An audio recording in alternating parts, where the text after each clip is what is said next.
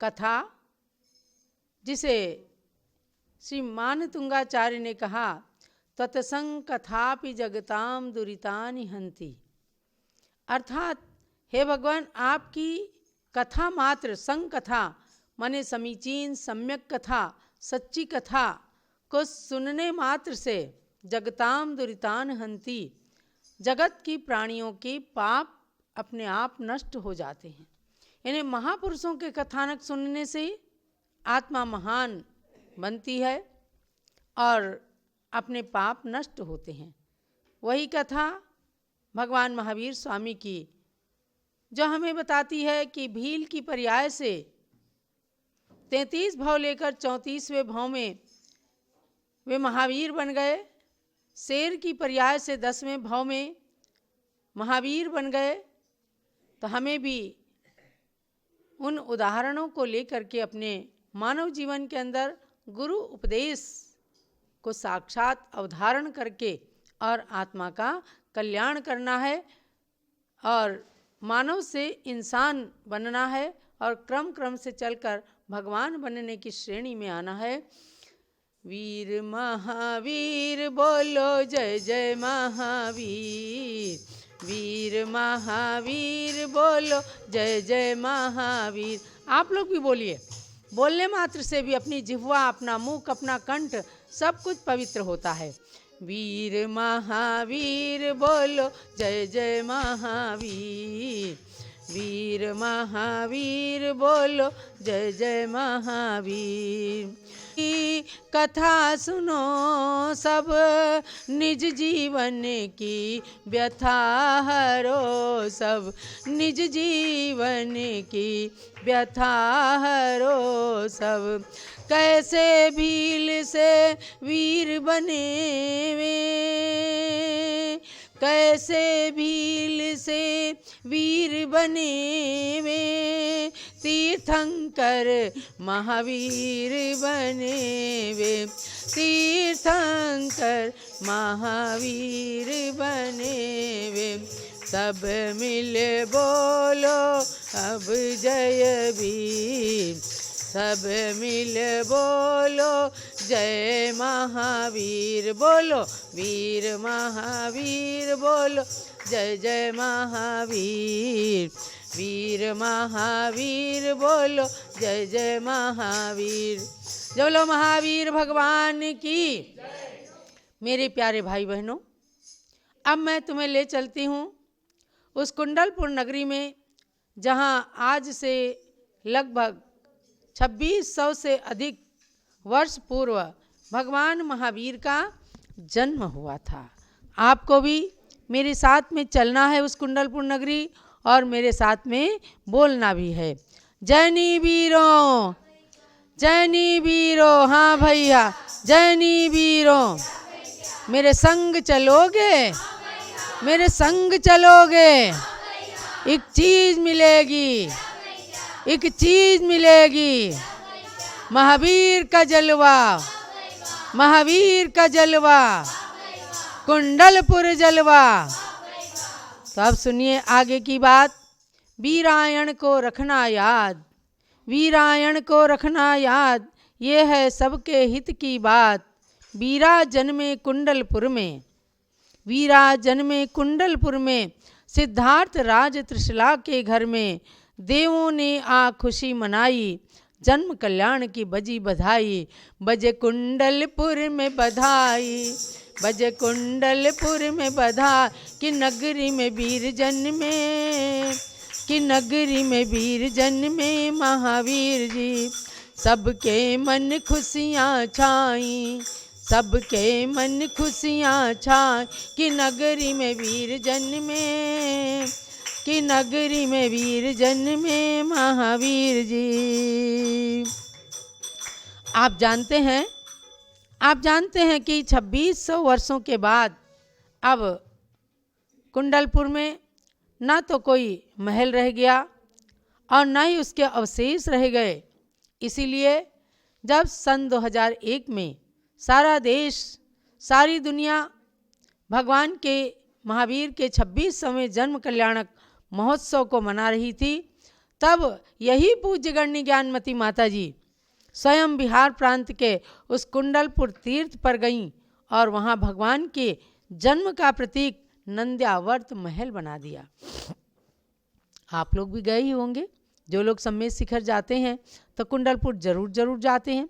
भगवान के जन्म का प्रतीक है वो कुंडलपुर नंद्यावर्त महल, और उस नंद्यावर्त महल को पुनः बनाने की प्रेरणा देकर प्राचीन इतिहास को वहाँ साकार रूप प्रदान किया। जिनने भी कुंडलपुर में नंद्यावर्त महल को देखा वे धन्य धन्य हो गई, और सब ने कहा तेरी पावन सी रज में, तेरी चंदन सी रज में एक उपवन खिलाया है, कुंडलपुर के महावीरा तेरा महल बनाया है, कुंडलपुर के महावीरा तेरा महल बनाया है, तेरी चंदन सी रज में एक उपवन खिलाया है, कुंडलपुर के महावीरा तेरा महल बनाया है, कुंडलपुर के महावीरा तेरा महल बनाया है। जन्मे जहाँ खेले जहाँ त्रिशला माँ के नंदन, उस कुंडलपुर की धरती का सचमुच कण कण चंदन, चंदन से उस माटी को हो, चंदन सी उस माटी को सिर पर लगाया है, कुंडलपुर के महावीरा तेरा महल बनाया है, कुंडलपुर के महावीरा तेरा महल बना। अब वहाँ सोने का नंद्यावर्त महल था, जिस महल के अंदर भगवान ने जन्म लिया, जहाँ खेले, जहाँ देवताओं की टोली आई, और नंद्यावर्त महल ही क्या पूरे कुंडलपुर के अंदर उस समय देवताओं का वास चलता था।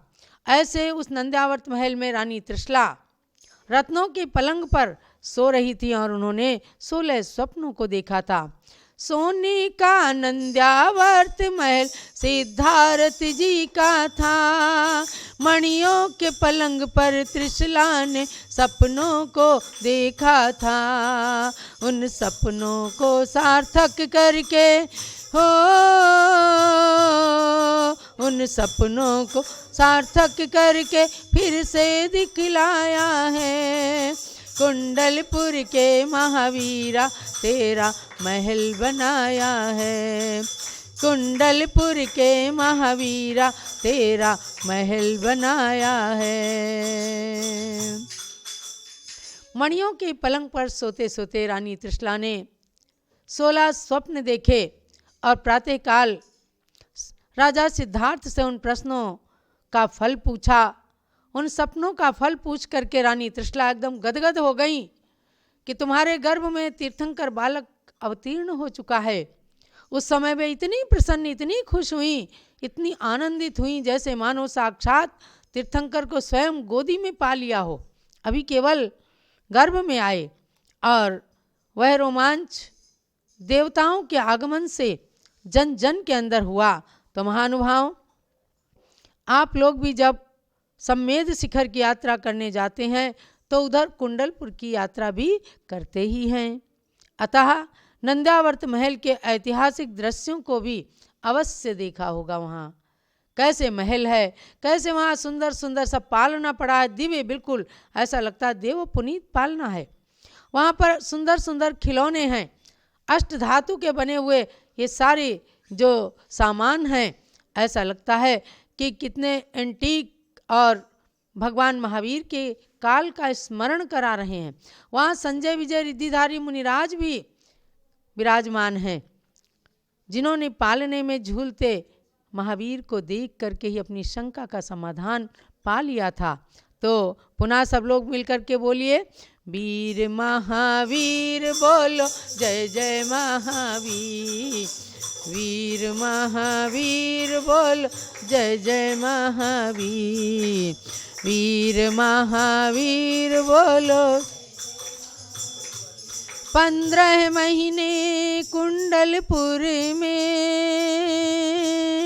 रत्न वृष्टि की थी धनपति ने, रत्न वृष्टि की थी धनपति ने। इंद्रदेव गण आए वहाँ पर, जन्म कल्याण मनाया धरा पर, जन्म कल्याण मनाया। क्षीरोदधिका लाए नीर, क्षीरोदधिका लाए नीर। जन्माभिषेक किया शिशुवीर, बोलो वीर महावीर, बोलो जय जय महावीर। वीर महावीर, बोलो जय जय महावीर। भगवान महावीर के प्यारे प्यारे भक्तों, जन्म कल्याणक के रोमांचक दृश्य आप पंच कल्याणक महोत्सव में देखते ही हैं, जिसे देखने मात्र से रोम रोम पुलकित हो जाता है।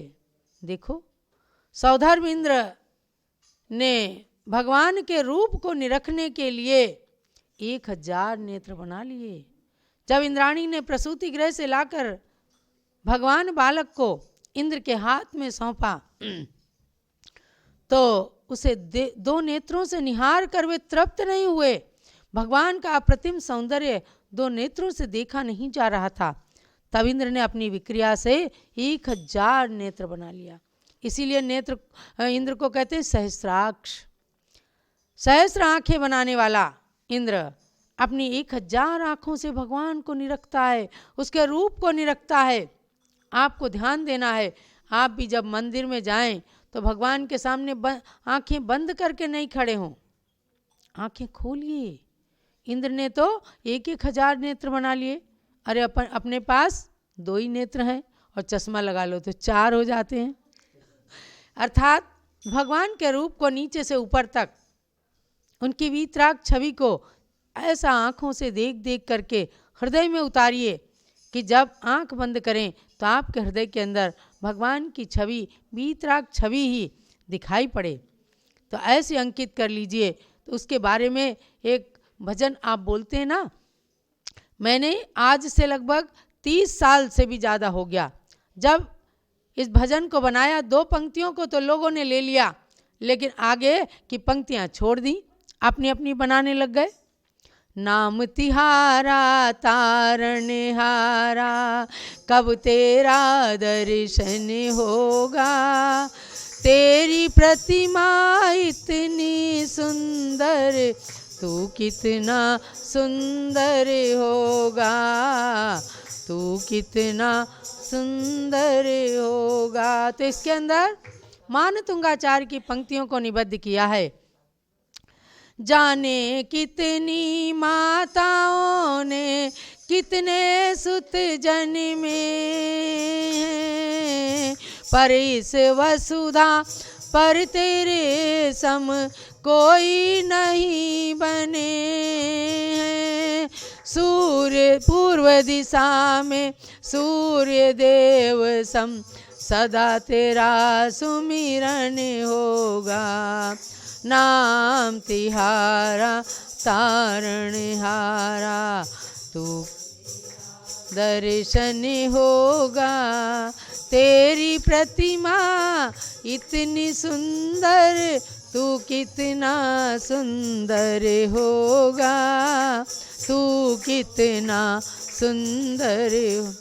प्राच्यव दिग्जनयति स्फुरदंशुजालम, जैसे एक पूर्व दिशा ही सूर्य को जन्म देती है, ऐसे ही जिन बालक को जन्म देने वाली एक ही माता होती है और बाकी माताएं न जाने कितने पुत्रों को जन्म देती हैं। माताओं के लिए भी शिक्षा है, भगवान के सामने प्रार्थना कीजिए। यदि स्त्री पर्याय मिले तो कम से कम भगवान की माता बनने का सौभाग्य प्राप्त हो, अथवा मुझे ऐसा पद प्राप्त हो, ऐसी माता से मैं जन्म लूं जिसे 16-16 सपने दिखाई दें। यानी संसार की वस्तुएं मत मांगना, वो तो अपने आप मिल जाएंगी। ऐसा वर मांगिए कि जिसके बाद कुछ मांगना ही ना पड़े। तो हमारे मानतुंगाचार्य ने कहा, तावंत एव खलु ते प्रणवः पृथिव्याम। हे भगवान, जितने धरती पर सुंदर परमाणु थे सब के सब आपकी माँ के गर्भ में चले गए और उन सुंदर परमाणुओं ने मिलकर आपकी रचना बना दी। इसीलिए तो आपके समान सुंदर इस संसार के अंदर कोई भी रहा ही नहीं। पृथ्वी के सुंदर परमाणु सब तुझ में ही समा गए, केवल उतने ही अणु मिलकर तेरी रचना बना गए। इसीलिए तुम सम सुंदर नहीं कोई नर सुंदर होगा। नाम तिहारा तारणहारा, कब तेरा दर्शन होगा। तेरी प्रतिमा इतनी सुंदर, तू कितना सुंदर होगा। नाम तिहारा तारणहारा। ये तो मैं भगवान महावीर के उस समय की बात बता रही हूँ। लेकिन आज देखिए, आप मांगी तुंगी के ऋषभगिरी पर्वत का चमत्कार देखिएगा कि पूरे पर्वत पर जब चढ़ना आप शुरू करेंगे, सारे पर्वत खंड लेयर ही लेयर, पूरी लेयर ही लेयर है, कहीं अखंड पाषाण तो दिखता ही नहीं है। और बरसात के महीने में तो न जाने कितने पाषाण खंड टुकड़े टुकड़े होकर के गिरने भी लगते हैं। लेकिन एक ऐसी शक्ति, वहाँ दिव्य शक्ति के चरण पड़े और जैसे इनके मुखारविंद से निकला सन 1996 में कि इस पर्वत में एक शिला मिलेगी और पूर्व दिशा की ओर मुख करके 108 फुट के भगवान ऋषभदेव बनाना है। जहां आज भगवान ऋषभदेव की 108 फुट की प्रतिमा देख रहे हैं, केवल और केवल उतना ही पाषाण खंड अखंड मिल पाया। बहुत नीचे नीचे तक बोर कर करके उस पाषाण को चेक किया गया, उसको टेस्ट किया गया कि कहीं अंदर इसमें लेयर तो नहीं है। तो जिस तरह से नेमीचंद्र सिद्धांत चक्रवर्ती ने गोमटेश बाहुबली को प्रकट करने के लिए इशारा किया था उंगली से, ये पाषाण इस पर बनाओ, ऐसे ही आज के नेमीचंद्र सिद्धांत चक्रवर्ती के समान ज्ञानमती माता ने कहा, जिस पर्वत पर, जिस पाषाण शिला पर पूरब दिशा की रोशनी सवेरे सवेरे उगता सूरज आता है, बस उसी में बनाना है। सबके सामने बड़ा प्रश्न था। हमारे रविंद्र कीर्ति स्वामी जी के परिश्रम का तो कहना ही क्या। अरे इस सेना नायक ने क्या कुछ नहीं किया अपनी माँ की इच्छा को पूर्ण करने के लिए। रस्सी से चढ़ चढ़ करके, एक नीचे से खूंटी बांधी गई और एक ऊपर, चढ़ने के लिए कोई जगह ही नहीं थी, रास्ता ही नहीं था। उस रस्सी से चढ़ चढ़ करके और उस स्थान का चयन किया गया। इंजीनियर CR पाटिल, स्वामी जी रविंद्र कीर्ति जी, इन लोगों ने बड़ा परिश्रम किया।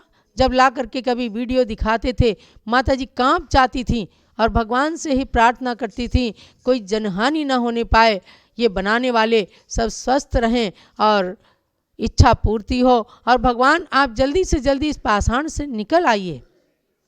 देखो, पूरे पहाड़ में से उतने ही परमाणु थे जिनको भगवान बनने का पुण्य योग प्राप्त हुआ। ये भी पाषाण का भी पुण्य है, क्योंकि पहाड़ भी एक इंद्रिय जीव होता है। उस पाषाण खंड का भी पुण्य जागा। कौन जानता था कि इस पहाड़ की कुंडली में लिखा हुआ है कि कोई ज्ञानमती माता जी आएंगी और इसमें भगवान प्रकट कर देंगी। लेकिन करोड़ों करोड़ों साल से जो पर्वत इंतजार कर रहा था एक दिव्य शक्ति का, वह दिव्य शक्ति पहुंचती है और उसका एक इशारा होता है। आप लोगों ने स्वामी जी के कंधे मजबूत किए, किसी ने तन से, किसी ने मन से और किसी ने धन से, और वह भगवान वहां पर प्रकट हो गए। जब लो ऋषभगिरी के ऋषभदेव भगवान, 108 फुट के ऋषभदेव भगवान की, चमत्कारिक ऋषभदेव भगवान की। मैंने तो उस समय यही कहा कि पर्वत के सुंदर परमाणु सब तुझ में आ समा गए, केवल उतने ही अणु आकर तेरी रचना बना गए। इसीलिए तुझ सम सुंदर नहीं कोई नर सुंदर होगा। नाम तिहारा तारनहारा, कब तेरा दर्शन होगा। नाम तिहारा तारनहारा। तो ये कथा आपको अभी कुछ दिन तक सुनना है, क्योंकि दीपावली के पावन पर्व पर मन के अंदर भी ज्ञान के दीप जलाना है। इसलिए महावीर के सच्चे कथानक को जान करके अपने तन मन को पावन कर लेना है। मन वचन काय को पवित्र बना करके भगवान महावीर का एक गुण भी यदि हमने अपने अंदर उतार लिया, या उनकी चरण धूल भी बन करके भगवान महावीर की सच्ची भक्ति करने के लायक भी हो गए, तो समझो आपका कथा सुनना सार्थक हो जाएगा। तो ये आगे मैं ले चलूँगी आपको कि जन्म हुआ तो आगे क्या क्या होता है, कैसे उनको पालना झुलाया जाता है। सारी कथा के अंदर आप लोग भाग लेते रहिए, और इस कथा को सुनने के बाद अपने घर के लोगों को भी सुनाइए, बच्चों को सुनाइए। जो युवा सुन रहे हैं वो अपने घर के बड़ों को सुनाएं, जो बड़े सुन रहे हैं वो अपने घर के बच्चों को सुनाएं। ऐसी कथाओं को सुनने से मन पावन पवित्र हो जाता है। जब लो महावीर भगवान की जय।